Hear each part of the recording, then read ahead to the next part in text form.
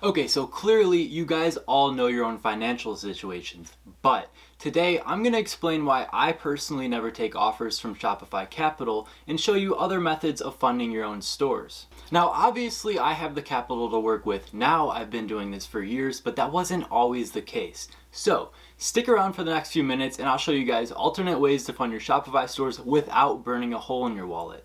Also, if you're new here, my name's Alex. I cover all things related to e-commerce, so if you find any value in this video whatsoever, be sure to subscribe for future content. And without wasting any more time, let's do this the best way I know how and jump straight into my laptop. Okay, so as I mentioned, we're going to be going over funding alternatives for Shopify Capital so you guys can keep more of your own hard-earned cash in your pockets. So let's move on to the next slide and get started with that. Okay, so some of you guys may be familiar with this screen, some of you may not have had this offer yet, but basically after a certain amount of time on Shopify, once you've scaled your store or have been in business long enough, Shopify will start offering you loan options. So this can be used to hire more employees, expand your advertising budget, buy some office space, order more inventory, create more influencer shoutouts, or anything really needed to run your business. That's what it's supposed to be used for. But as you can see right here, there's different offers available to you. They'll actually increase over time as you continue scaling your store. But this is one of the stores that I've created recently, and I've just started getting these offers. But as you can see right here, they're offering $9,800, you have to pay back $10,500, $14,000, you have to pay back $15,400. So there are some cons involved. So on the next slide, let's go over the actual pros and cons involved with this. Okay, so starting with the pros, there's actually no credit check involved with this. So a lot of times when you want to take out a business loan or a car loan or a house loan or any type of loan where you're borrowing money from somebody, they check your credit to make sure that you are reliable and that you can pay it back. But with Shopify Capital, they actually go based on your history, the history of your store and your sales and everything like that. So they determine if you're eligible for a loan. Another pro is the instant deposit. So if you get accepted for the loan, they'll deposit in your bank account right away and you can begin spending that money. Another pro is the set payback amount. So the interest rate does not change over time. Like I showed you, if you get like a $10,000 loan, you have to pay back a certain amount later, and then you pay over time through your sales. So you'll have it set up a certain way, whether it's like 10% of sales each day, 15%, but over time you pay a certain percentage of your sales to actually pay back the loan over time. And it's simple to apply and repay, like I've just mentioned. The structure is really nice around it, and there's very competitive rates versus bank loans. So while there's interest payments, you actually might be saving money compared to taking out a bank loan. But to me, both of these aren't exactly ideal. I'll show you ways around this. And then there's zero hidden fees. Like I said, there's the fixed rate that you have to pay back. And then there's a variety of funding amounts to meet your needs. So if you don't like any of the amounts they provide to you, you can actually speak with a Shopify specialist and determine what would be the best loan amount for your own store and go from there. So those are some of the pros involved with this. I'm not completely ruling out Shopify Capital. I think it's great for some situations and it can really get you started if you pick a good loan amount and you understand the structure and everything behind it. But what I'm going to do is show you ways to avoid actually taking out a loan entirely so you don't have to pay back the interest payments over time. Because a lot of times if you take out a loan and you start expanding your business, you might actually lose money with the interest payments.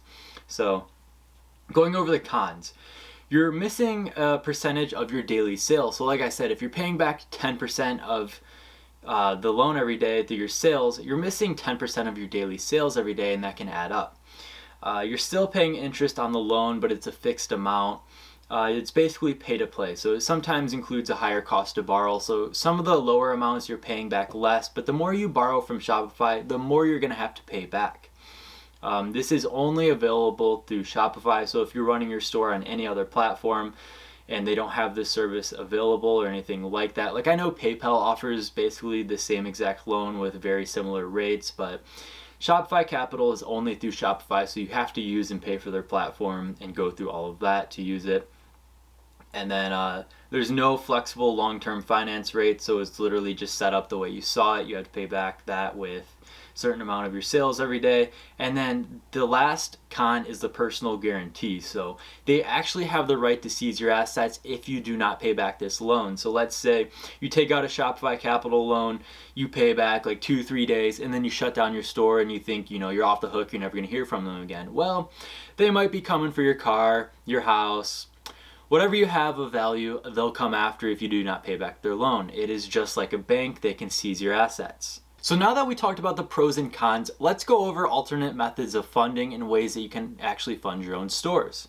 Okay, so these are alternate methods to fund your stores without taking out a loan or going through Shopify Capital or anything like that. You're using your own money, even if you don't have any right now. So, first step is obvious, but I always recommend saving up money before even starting your e-com business. So you want to set aside a budget to, order inventory if you're going to be shipping it out yourself, have an advertising budget so you guys continue testing, because in the beginning stages of an e-commerce store, it's very easy to lose money, and a lot of times you will.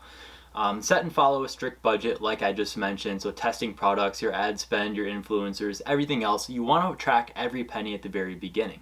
And that moves on to the third point. Track every dollar and find ways to minimize your costs. So you guys can cut apps, services that you guys don't need, shipping costs, and any aspect that you can in the beginning stages, because, well, every dollar matters. You guys should be reinvesting it in your own stores.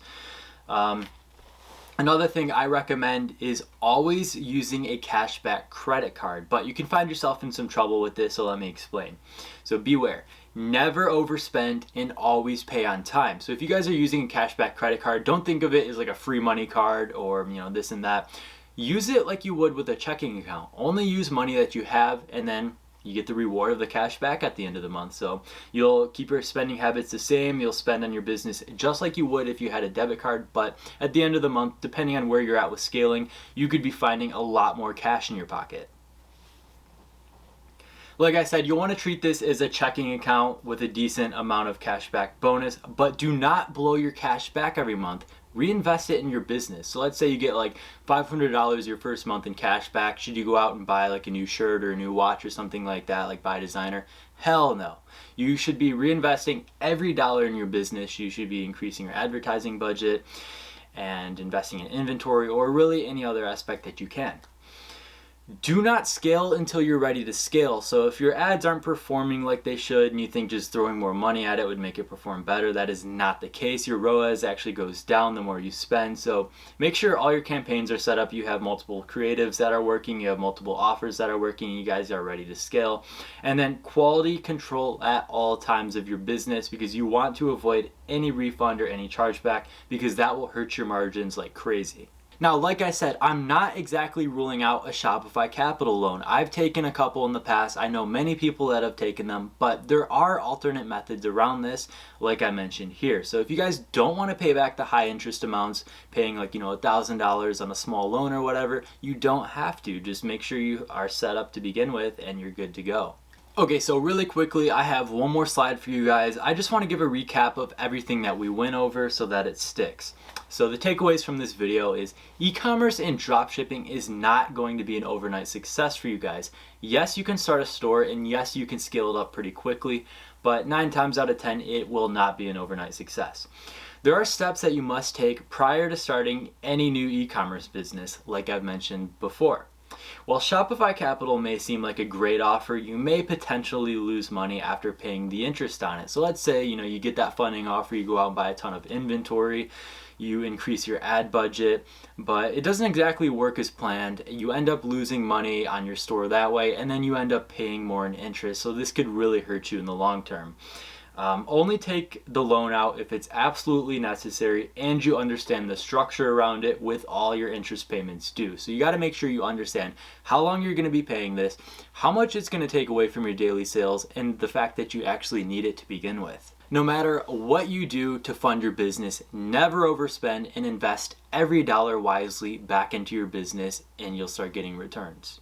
If you guys found any value in this video, and hopefully I saved you guys some money in the process, be sure to leave a like below and subscribe, as there's plenty more to follow. I have 2 ecom resources linked in the description below. Be sure to check out both of those. And as always, thank you guys so much for watching, and I'll see you guys next time.